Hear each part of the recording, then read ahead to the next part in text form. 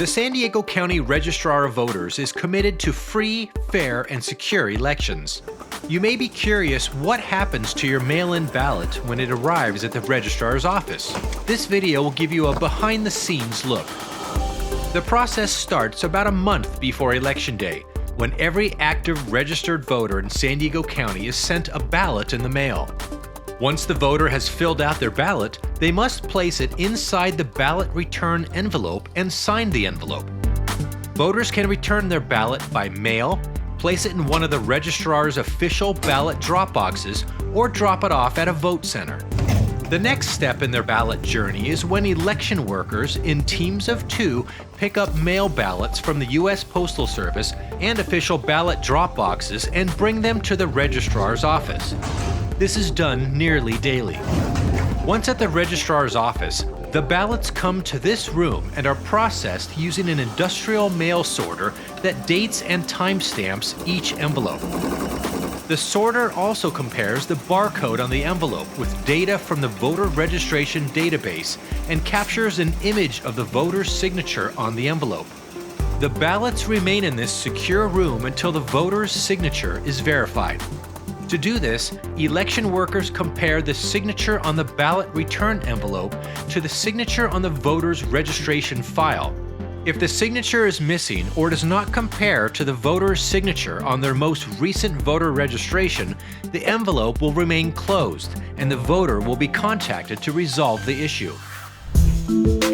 Once the signature is verified, the ballot return envelopes are sent through the sorting machine a second time, this time to slice the envelopes open.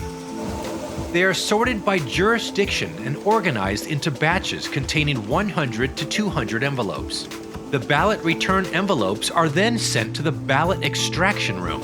Election workers carefully remove the ballot from its envelope, either manually or with a high-speed envelope extractor. They inspect each ballot for any damage, including tears or stains. During the extraction process, your ballot remains confidential. The voter information side of the envelope is never seen during extraction, and your ballot remains secret. Empty mail ballot return envelopes are sent to a secure room to be stored. The ballots are placed in cartons and securely moved to the ballot tabulation room where they will be counted. If the ballot is damaged, it needs to be duplicated before it can be sent through the tabulation process.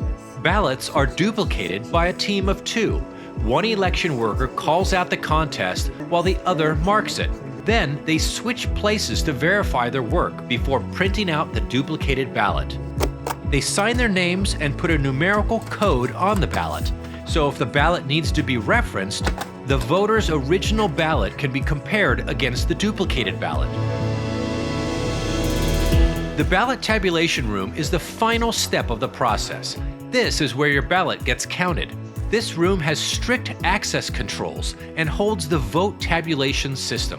This is an air-gapped system, meaning it is not connected to the internet or any other systems. It is a highly secure area with very restricted access.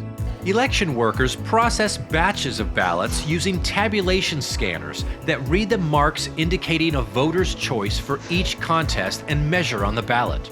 The results are then sent to a tabulation computer.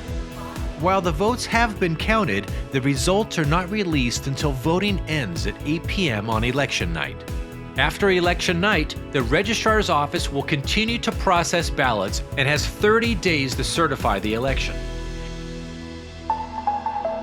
If a ballot cannot be read, it is flagged and set aside.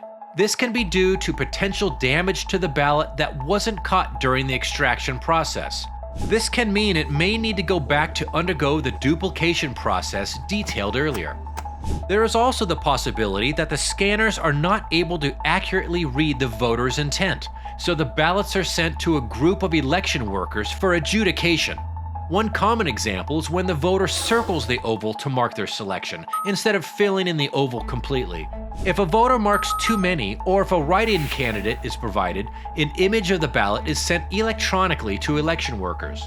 These workers will review the ballot to ensure it can be counted according to the voter's intent. This is done by following the Secretary of State's Uniform Vote Counting Standards. The results from each scanner are sent to the ballot tabulation server through an isolated, secure network that has no connection to any other network or the internet. Results are printed and saved to an external USB drive for uploading to the Registrar of Voters website and reporting to the Secretary of State. The USB drive is wiped clean and formatted after each upload as a safety measure. Once counted, ballots are placed in the Registrar's secure storage room. By law, they can only be accessed again for a recount or by order of the court. For more information on voting and the election process, please visit sdvote.com.